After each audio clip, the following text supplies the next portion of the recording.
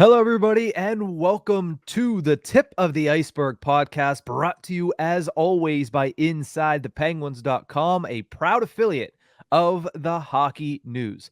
My name is Nick Brlansky, joined as always by Nick Horwat. We have a good show for you guys today. The Penguins finally graced us with some news, and I know I talked about it yesterday on Penguins to Go, but we'll kick off today's episode talking about the 3 PTOs that the Pittsburgh Penguins signed on Wednesday morning. And then, of course, we're going to talk about a former Pittsburgh Penguin, a two-time Stanley Cup champion that is calling it quits, not necessarily of his own volition, but calling it quits nonetheless. And then let's talk some international hockey, Horwat, because it's the last day of August. We're going to get ready to get into September, which means hockey is right around the corner. And who loves, there's nothing more to love than international hockey. You love to watch best on best. It's been 7 years since we've seen a true best on best tournament. So we'll talk about that in the latter half of the show. But before we get to that, Horwat, Thomas Tatar was not one of the PTOs the Penguins signed yesterday, was he? No, he was not. I said somewhere along the way of the last month of the longer it goes on, I feel like the less likely it'll be. Yeah. That's just my thought of it. Just because he deserves far more than just a regular PTO. Maybe the longer it goes on, the less likely it's going to be a PTO. I think if anything, the longer it goes on, he'll be earning a contract, and it won't be here. It'll be somewhere else. I think that's the cut and dry of it. Truthfully, I think there haven't been any significant updates that I can recall or remember. But as far as I am concerned, I would say the Penguins just aren't interested anymore, and things have just kind of moved on, and we're going in a new direction. We have a camp roster to start worrying about, hence these 3 PTO signings that we will discuss soon enough. Yeah, and listen, I'm on the opposite end of the spectrum as you. I think the longer it goes, the more likely it is to be a PTO, because I think all those contract options are out there, and I don't think anybody's, falling over themselves to say, listen, Thomas Tatar is the best free agent available, but nobody's falling over themselves. Nobody is stopping their offseason progression, especially at this stage of the offseason, to wait on a Thomas Tatar signing. Yeah, the Penguins signed 3 PTOs, but at the end of the day, it's non-consequential to, whether or not Thomas Tatar signs in Pittsburgh. But I tend to disagree, but hey, that's the good thing about this forum. We don't have to agree on things. I would say the longer and the closer it gets to training camp, the more likely it is that Tatar ends up signing a PTO rather than a regular contract. But let's talk about the players that the Penguins actually signed to a PTO, which is a professional tryout contract. Forward Austin Wagner, who played most of his NHL career with the LA Kings, was traded to the Chicago Blackhawks, played a handful of games there last season. Also, Libor Hajek and Mark Pysyk joined the Pittsburgh Penguins, those two being defensemen. Horwat, pretty cut and dry question here. Will more than one of these 3 play for the Penguins next season at all? I don't think more than one of them will play. I bet one of them has a real good chance of making the lineup. I bet a second one also is at least going to push a bunch of guys. He might. You can still earn an AHL contract out of this. I bet maybe that's what happens with one of them. And as for the third one, I think it is back to the free agency board with you. Maybe that sounds a little harsh, but that's just the way I looked at the 3. No job for you. Yeah, unemployed. Pretty much. But that's just the way I looked at those 3 coming in. And to keep it in easy order, Mark Pysyk has the easiest chance of cracking this lineup. He put Chad Ruhwedel in a spot. There's more options than Chad Ruhwedel. Ty Smith floats around there. Will Butcher, and I'm missing the last one, Mark Friedman. All 3 of those guys their seats got a little warmer whenever Mark Pysyk was signed. As for Libor Hajek, I just don't see that one working out. And Austin Wagner, truthfully, there's too much of a surplus of forwards on this Penguins team right now to have a guy like Austin Wagner really battle for a spot. But I could totally see him earning an AHL contract out of this here, because he's got the pedigree of, consistency in the NHL for the most part. Yeah, there's when you're young and not fulfilling your expectations, you're going to get canned eventually.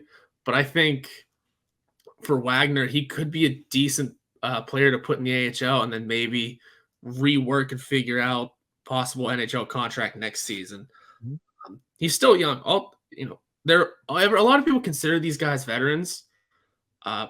Sure, I guess for some of them. Austin Wagner's a young dude. Libor Hayek's a young dude. Mark Pisic's 31. Mm-hmm. I mean, he's the most veteranized one here. And even that's on this team. Kind of young. Yeah, on this team that is kind of young.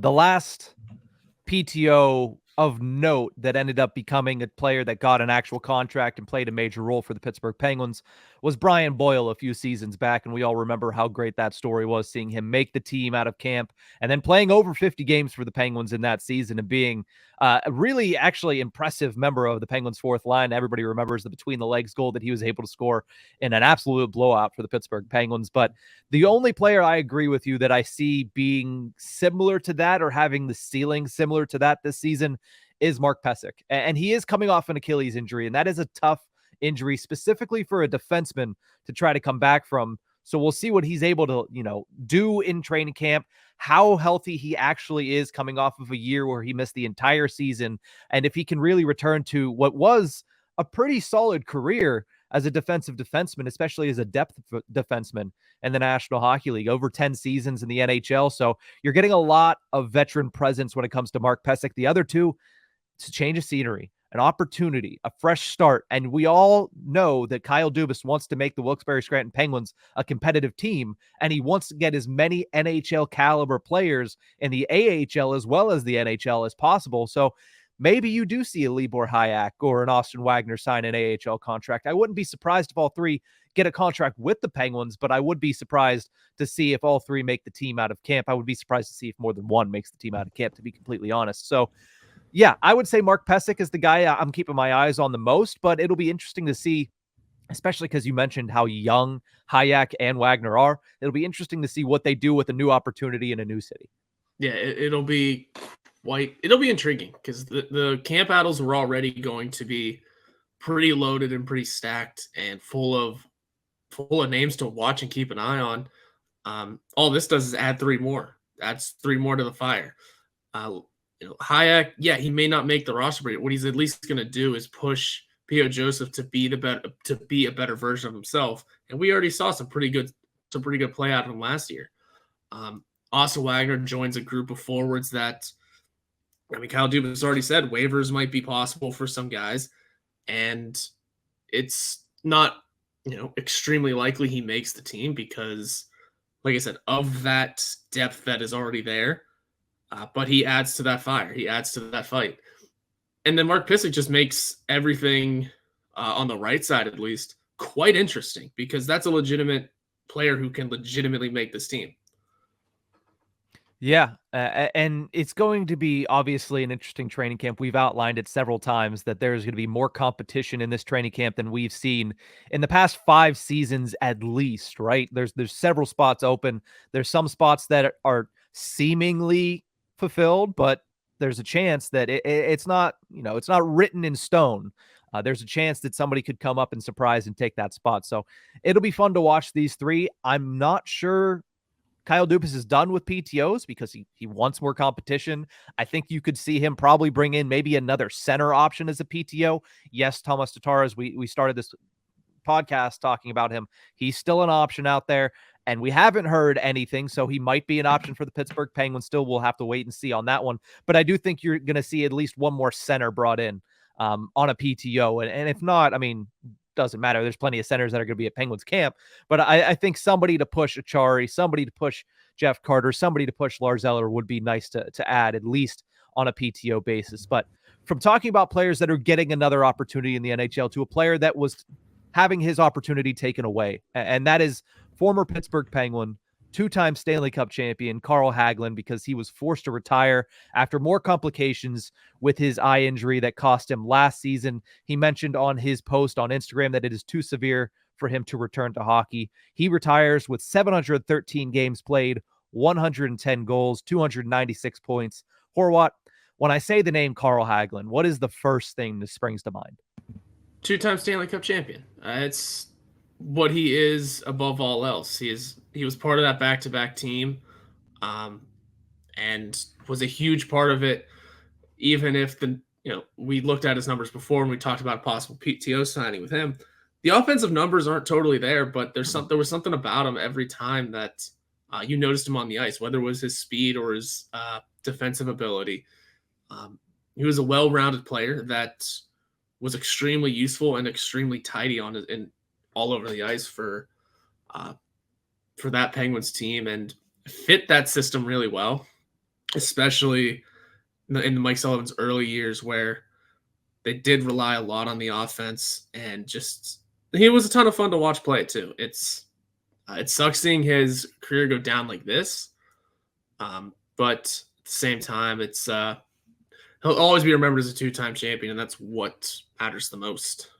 More so than being a two-time champion, I see him as the forgotten member of the HBK line. Everybody remembers Bonino because he scored that obviously historic goal that is now painted on a mural in PPG Paints Arena. Obviously, everybody knows Phil Kessel because he is the character Phil Kessel, but Carl Hagelin was the glue that held that line together. I mean, the speed to put opposing defenses off balance, the ability of his to be able to find players. I know he wasn't known as a great facilitator. He wasn't known as a great finisher, and he wasn't a great finisher. Certainly finished well enough in the playoffs against the Penguins when he was a member of the New York Rangers. But when he was with the Penguins, two massive moments. He was on the ice and integral to that Nick Bonino goal in Game 6 that sent the Washington Capitals home in 2016. And he scored the empty netter that was the dagger in the heart for the Nashville Predators in Game 6 of the 2017 finals. I still remember him turning, skating up the ice with his hand to his ear, a la Hulk Hogan, just basically putting that series to rest and putting the 5th Stanley Cup in the Penguins trophy case. So obviously, I'm someone that listeners of the show know. I'm somebody that was a huge Carl Hagelin fan. I'm probably one of very few Penguins fans that still have a Carl Hagelin jersey hanging up in their closet. I wore that to Game 6 whenever I went to PPG Paints Arena in 2017 to watch it on the Jumbotron. I was wearing the Carl Hagelin jersey, but unfortunate that his career has to come to an end at this way, but what a career it was. Somebody that really made his bones being a great locker room presence as well as a great player on the ice. Yeah, if you wanted the numbers, that 16 run, that 2016 run, he had 16 points, 6 goals, 10 assists, 5th on the team in scoring, for that playoff run. That's insane. That is insane. That is such a good stat line for a playoff run for a guy that is not considered to be an offensive player. Bonino had 18. Yeah, that line was wild and obviously the team was led in the postseason by Phil Kessel with 22. That was our third line, guys. That was our third line that season, that playoffs. Following year, I forget exactly how much he put up. I don't think the numbers were exactly the same. No. But 15 games, only 2 goals. How about that? Well, to be fair, he wasn't playing with Phil Kessel that year. Yeah. And it was Hagelin, Hornqvist, and Bonino for most of it, and then Bonino broke his foot. Yeah, if I'm remembering correctly, Hagelin was hurt for, I believe, the beginning of that postseason, if not like the middle. I mean, yeah, we played 25 games. He played in 15. He missed 10 games along the way somewhere. So yeah, that team, that postseason, everyone was injured to hell and back though. Yeah, no Chris Letang. That was the postseason of Ron Hainsey. Yeah, Chris Letang didn't play at all. Like you said, Bonino broke his foot. What else? What else happened in this playoffs? I mean, we were down to Carter Rowney and Tom Kuhnackel playing consistent time. So don't forget Scott Wilson. Yep. Yep. He had 6 points. Scott Wilson. Dang. All right. Yeah. That was also a really interesting team. But Carl Hagelin, no matter what, was an integral part through both of those runs. Even if it was just 2 goals in the second one. I mean, that 1 goal is super important, right? Yeah. So. Hey, listen, it is one of the goals that when you ask, hey, who scored the last goal of the season? That's always a nice feather in the cap for anybody. The last goal of an NHL season. If you score that goal, I mean, nobody can take that away from you. And Hagelin not only was part of that moment, but I mentioned the Bonino goal in 2016. And then, of course, his departure was that of just inauspicious decision-making by Jim Rutherford, just basically trying to shock the system of the Pittsburgh Penguins locker room, trading Carl Hagelin to the LA Kings in exchange for Tanner Pearson, a move that when you look back on it was just idiotic to make. It was the start of the downfall to Jim Rutherford. Obviously, he had made, I believe, the Jack Johnson signing before that, but that was really the continuation of, oh boy, they're really struggling to keep this ship held together after 2 Stanley Cups. Yeah, it was the downfall of Jim Rutherford, and you know what? It's good that Hagelin was able to have a nice long career, even if, like we said, the offensive numbers weren't there. But um, an awesome career, an awesome player, 2-time champion, can't take that away from him. It sucks that it's an injury that takes him out. Yeah, you never want to see a player have to quit based on injury. Yeah, that, and it also doesn't make things better that part of what contributed to the injury probably was just his style. That he became pretty well known for the visor tilted all the way up so he could see, and yet it was that visor being up that meant a stick got underneath there. Also, even worse, that he got injured in a practice. Yeah, like there's a lot of background to this that sucks, but you know what? You may never have gotten used to seeing him in a Capitals uniform, but I'm sure Rangers fans never got used to seeing him in a Penguins uniform. It's true. He spent a lot of time in the old Metro division, eh? Yeah, oh yes, he did. And here's the thing too. You know, before he became a Pittsburgh Penguin, I always wanted him to become a Pittsburgh Penguin because while he wasn't the most offensively gifted player when it comes to real life in NHL, he was a really gifted offensive player because he was extremely fast. So I'd always trade for him and Matt Zuccarello off the Rangers onto the Penguins. And then whenever he eventually came to the Pittsburgh Penguins, you know, obviously did not disappoint 2 Stanley Cups later, including a couple very pivotal moments in both of those runs. So, you know, congratulations on a fantastic career to Carl Hagelin. Unfortunate that it ends the way it does, but still a tremendous career, several years in the National Hockey League, and a player that I don't think you're going to find anybody that has a bad word to say about Carl Hagelin, the person, as well as Carl Hagelin, the player. So congratulations. I'm sorry. I guess it's a weird dichotomy there. Like, I'm sorry it ended this way, but congratulations on a great career. But, you know, obviously a massive piece to those teams and a massive piece to Pittsburgh Penguins history. Yeah, and how appropriate is it that he and Horwat are able to retire in the same summer?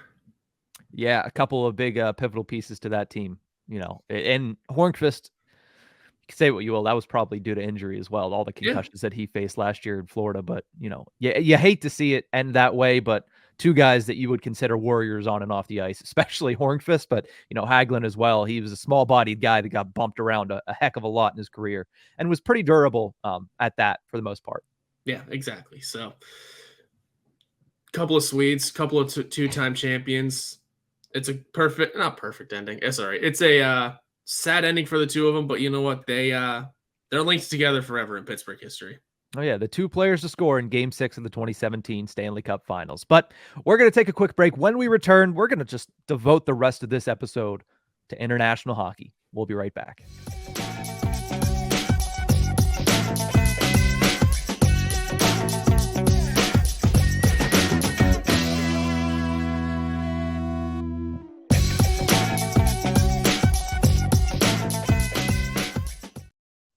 Welcome back to the Tip of the Ice-Burgh podcast, brought to you as always by InsideThePenguins.com. We were talking so much about that 2017 Stanley Cup run. I completely forgot that I put on my Walking on Sunshine shirt on Boulevard of the Allies. Gotta love, we didn't even mention Justin Schultz when we were talking about it. And Justin Schultz was, of course, one of the biggest members of the Pittsburgh Penguins that year, with Chris Letang being injured. But I digress to that point. What we're looking at now is something that, you know, it's kind of a boy who cried wolf. NHL and the NHLPA looking for a return to international competition. There hasn't been a best-on-best international tournament since the World Cup of Hockey in 2016. There has not been an Olympics with best-on-best international hockey since 2014. And yes, I love World Juniors as much as the next guy, but it is a completely different atmosphere when you got the top guns running for their respective countries. They tried returning to the Olympics post-COVID, but a Christmas outbreak of COVID caused them to cancel plans of attending the Olympics to make sure the season ended on schedule for the NHL. Horwat, what are your thoughts on international best-on-best tournaments in general? I like them. I do like them. I don't like when they're in the... I mean, who doesn't like them? I don't like when they're like in the middle of the season. I always feel weird about putting things on pause, kind of doing the thing and coming. But I mean, that's just the way an Olympic schedule works and just the way it has to be. For what it's worth, doing that is a hell of a lot better than trying to sit through an all-star game. So This is true. It has its bonuses, has its benefits. But that's just my opinion of it. I just don't like the middle of the season thing. Otherwise, I mean, they're great fun. They're essentially NHL creator rosters, right? Like that's really what they are. It's what if I took every top player from this country, Sweden, Canada, America, on the same team? That's exactly what it is.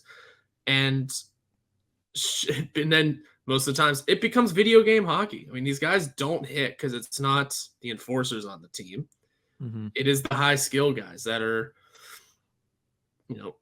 trying to, in a very short amount of time as well, commit to winning a gold in some sort of fashion. And it's incredible fun beginning to end. And it's exciting to see that they're having these discussions again. As for who on the Penguins should be making these teams, those are discussions we'll get into eventually, I'm sure. But even in the 25, I'd expect a couple. Yeah, I would assume so. Now, here's the thing. I did see one, I don't know if it was Bleacher Report or who it was. Somebody put out a Team Canada roster and had Sidney Crosby as the fourth line center. And I was like, come on, guys. Like, I get it. There's a lot of young talent in the NHL, especially Canadian talent in the NHL. Crosby's not a fourth line center. Like, I get that his best bud, his international line mate, Patrice Bergeron, just hung up the skates, but Sidney Crosby's not a fourth liner. Let's put that to bed right now. Like, even if it's in 2026, Sidney Crosby is at the very least a third line center. That's what I was going to say. I was like, he's going to be a third line guy because you're not taking McDavid off that first line. McKinnon's probably going to be the second line guy. Why not put McKinnon and Crosby together? Just shift McKinnon over to the right side. You don't think that would be a great line? And then just keep Marshy on the left. Brad Marshy. I'm sorry. I don't know why I said Marshy. That's all right. We have time to decide those things, and that's definitely an interesting output as well. I like it because those two playing together is something that I'm sure we've all wanted to see. Hell, I'm just picturing the power play that has Crosby and McDavid on it. Like, that's what we're all here for, right? That's kind of what we all wanted to see when the World Cup of Hockey came to town in 2016. Instead, we had Team North America, which ended up being a ton of fun anyway. And if considering the weird setup of talent, they could probably run that again if they really wanted to in 25. But for what it's worth, this is still going to be a ton of fun to watch. And absolutely, Crosby should be on those teams. Gensel should be on those teams. Don't come at me if he shouldn't. Who am I missing? I'm sure we'll get more. Evgeny Malkin. I would assume Erik Karlsson's on Team Sweden regardless. Yeah, Karlsson will be on Sweden regardless. As for Malkin, that whole Russian thing needs to get resolved first. Well, yeah, we'll see if they can even participate. Although he could join like rest of the world, I'm sure that they would use that if it was World Cup of Hockey to make sure that a lot of the Russian players in the NHL are able to. Some of the best players in the league, they'd have to. Yeah, you wouldn't be able to have a tournament like that with Evgeny Malkin and Alex Ovechkin sitting on the sideline. It's just, it's not to mention all of the goaltenders. Literally, Vasilevsky, Sorokin, Shesterkin, they could run out three teams and still have three top number one goaltenders. You'd be disappointed by some of the goalies they left off of something like that. Like, that's how many good Russian goalies there are right now. Yeah. Transversely, Team Canada, I mean, Tristan Jarry might be a legitimate option. It's him, Carter Hart, and I saw somebody else that's always in the conversation at this point because Carey Price for the longest time was the flag bearer in net, and he's no longer, obviously. I mean, if it was like this year, I'm not sure where he's at in his injury, prognosis. I don't know if he's done. I don't remember seeing a retirement, but, obviously not playing at all last season, being put on LTIR. I'm not sure how much juice is left in those legs. I know, and I'm trying to remember that other goalie, but it's usually been Carey Price. Fleury's just too old for it anymore. And the fact that Carter Hart's always the go-to just seems so weird. I mean, I get he's probably a really good goalie, but he hasn't really proved it over the top yet. Mm-hmm. I mean, don't get me wrong. Yeah, he's on a bad Flyers team. Okay, well, the goalie should be the one that helps make it better, right?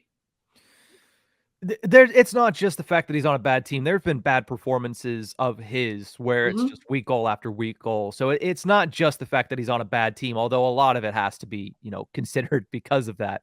But before we get too deep into a rabbit hole of who's on what Yes. roster, you mentioned that you like when it's not in the middle of the season. So you lean towards more of what we saw in 2016 with a World Cup of Hockey, which I'm sure the NHL would prefer much more to sending players to the Olympics time and time again. In my opinion, I think they should do both. I think it should be similar to what you see with soccer, where you have Olympics and then 2 years later it's World Cup and 2 years later it's Olympics because everything's 4 years offset. I think the NHL should go back to doing that, allowing players to get back to the Olympics. It's something that players have been asking for basically since 2014. I mean, by the time the Olympics rolls around again, it's going to be over a decade since NHL players participated in the Olympics. And understandably, there is always concern, but there's always concern when these players go and play in, the beauty league, these summer leagues, even though it's much less intense. When they go and play at the, world championships every year, again, much less intense, but still, there's always opportunity for injury no matter what's going on. I mean, they can get injured wakeboarding. Apparently, every NHLer likes wakeboarding now.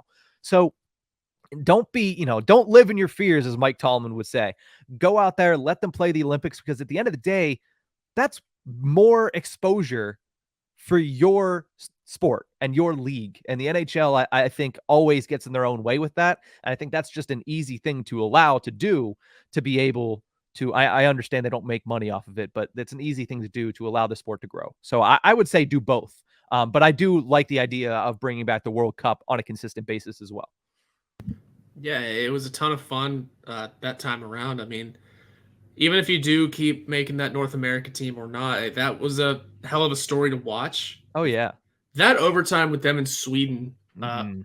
I always go back to that one as well. That was probably one of the best overtimes I've ever seen. That was kind of the birth of the 3-on-3 overtime.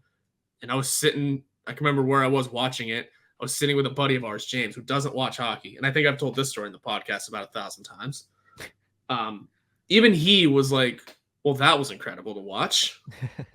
So it's the kind of thing that'll grow the sport as well. Mhm. So bring all of it back, bring all of the international play back, and solve world peace through hockey. Why not? Yeah, that's a strong hope there, Horwat. But I agree with the sentiment. World peace is good. Hockey being the thing that gets it there, debatable, but I could see it. I could see it a little bit of the forest through the trees there. But we're going to take a quick break. When we come back, we're going to continue talking about international hockey, but more with a Penguins lens on it. If the Pittsburgh Penguins had a 3-on-3 tournament with their players split up into their own respective countries, who would win? We'll answer that right after the break.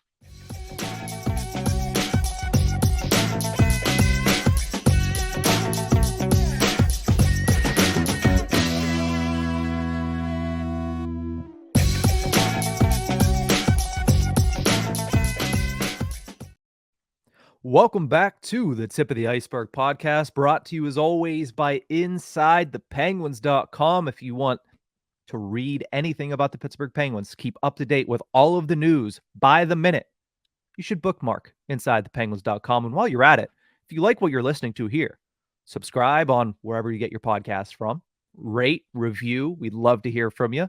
And if you're on YouTube watching us, then make sure you subscribe, like, comment, share, all that fun stuff, because the Pittsburgh Penguins season's right around the corner, and I'm extremely excited about this season. It is going to be like Cirque du Soleil, Harlem Globetrotters-esque watching Erik Karlsson on the Pittsburgh Penguins. Every once in a while, I remember that he's on this team, and I just go, oh, yeah, that's right. This is going to be fun. So it's going to be intriguing to see how it all pans out this season across the entire NHL. But Penguins getting Erik Karlsson, man, that there could be nothing done more to make Penguins fans more excited about the 2023-24 season, other than maybe bringing in Connor Hellebuck for nothing. What about Thomas Tatar still out there? I mean, that would be nice, but, Karlsson's a step above. Yeah, this team's pretty much set. And like I keep telling people whenever they ask, what do I think of Karlsson? Hey, I can't predict the future, so I'm not able to add into what kind of play he's going to bring. But you know what he's going to do? He's going to make the team fun. He's going to help the bottom line. He's going to sell jerseys. He's going to sell tickets. He's going to sell apparel, everything. So business will be booming. And you know what else he could do? Play internationally. He could play internationally, which is a nice little segue, Horwat, to our final segment of the show here today, talking about a Penguin-centric 3-on-3 tournament with international play. We got 4 teams here. Team USA, Team Canada, Team Sweden, and Team Rest of the World, because there's no other country that has that many players in the Penguins organization at the top level. Team USA is Jake Gensel, Brian Rust, Chad Ruhwedel, and Alex Nedeljkovic. Really strong up front. Yeah. Really strong up front. A lot of speed, a lot of talent, and a lot of pressure on Chad Ruhwedel to make sure that he is able to cover his assignment in the defensive zone when you get ready to look at the rest of these teams. Yeah, just looking down even through the prospects or depth options, there isn't many American defensive options. No.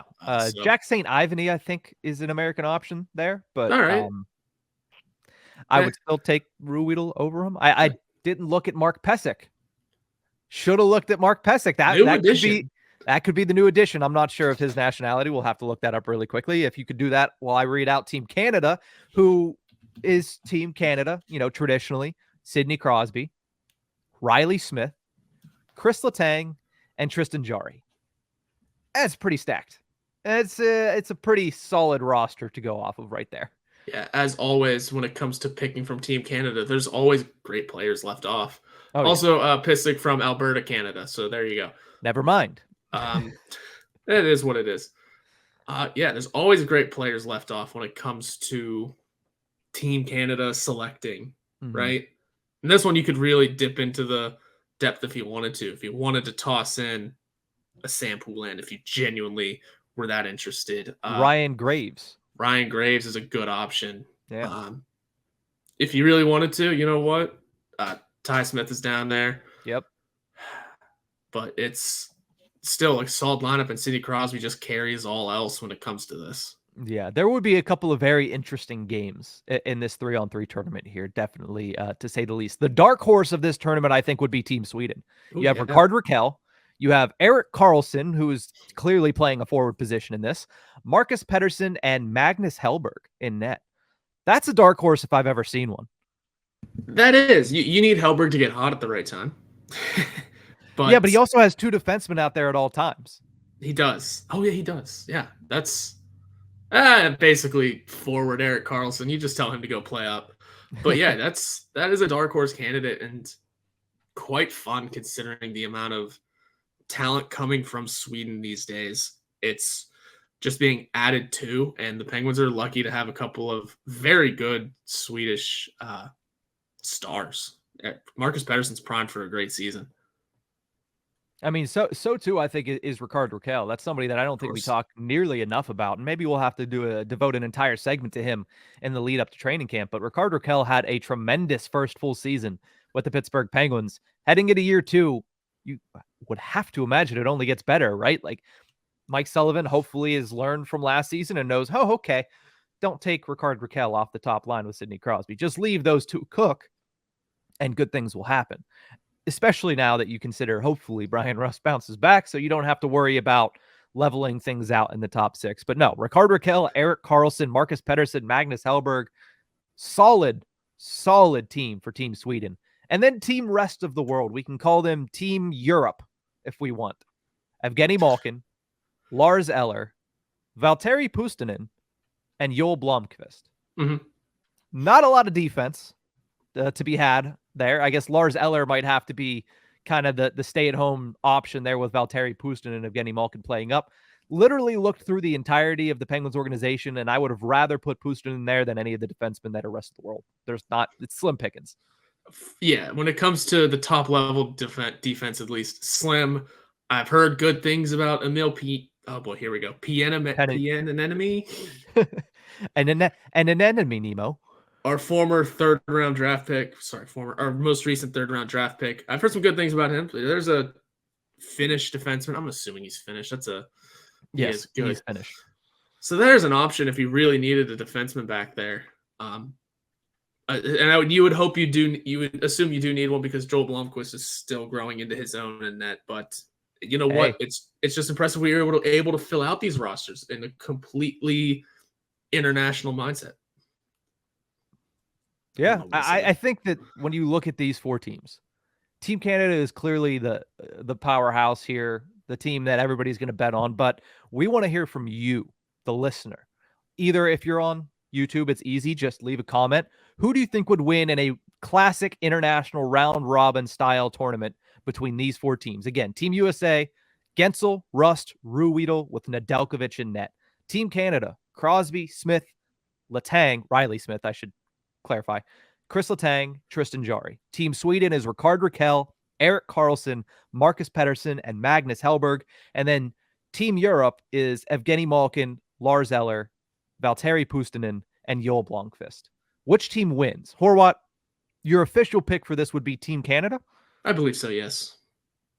You know what? I'm going to roll with the dark horse just simply because we're not going to get the answer. I'm going to roll with the dark horse in Team Sweden. That's fair. That's a lot of fun. And rolling with Team Canada because when it's down to 3-on-3, you need a stout goalie. You're going to be facing a ton of offense, and I'd say having the starter on the team pushes you over the top, does a very good thing for defense in a tournament styled like this that we're never going to see. But you never know. Mike Sullivan might listen to this podcast and say, you know what? Training camp today, the rest of you take the day off. We're going to have a little bit of fun. The rest of you take the day off. the ones of you that need to be practicing. No, and plus it's Team Canada in hockey. That's like the worst bet you can make when you open your sports book. It's the obvious answer. It's the one that happens more often than not. Team USA is obviously clearly growing in size to the point of, Jake Gensel might not be on a legitimate roster whenever that all comes around. But obviously he's leading the Penguins international team for Team USA and could also be a decent option. Yeah, center Jake Gensel. It's been a while since we've seen that. But like I said, let us know whether it's in the comments or let us know on Ice-Burgh Podcast on Twitter as well. Again, that's at Ice-Burgh Podcast. Which team do you think will win? We'll put out a poll that puts these teams down and let us know what you think. We'll talk about it on next Tuesday's episode. But Horwat, it's going to be September tomorrow. We're getting close to the NHL season. If I had to say, and we're just throwing this in here at the end really quickly, the thing you're most excited to watch in training camp, what is it? In training camp, it's going to be all those battles for depth positions. If I had to pick out one specifically, I guess I'll shoot to that defense just because Mark Pysyk made things really interesting. There's going to be battles all over the place. Will Alex Nylander come up and steal a spot somewhere? Can one of the prospects do that? Who impresses the most when it comes to that open defensive spot? Can someone who's likely to start in the minors steal it? There's all kind of weird things that can happen, all kind of storylines to watch. A lot of it will just be centered around those depth options and who's stealing roster spots. Mm-hmm. Intrigued to see what the preseason games will bring us as well. Mm-hmm.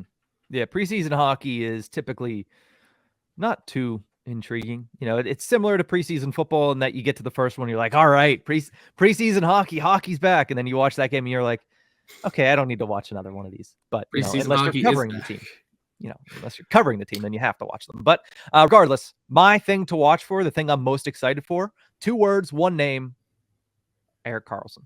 And with that, we're out of here for this one. Thank you guys so much for tuning in. We'll see you next week.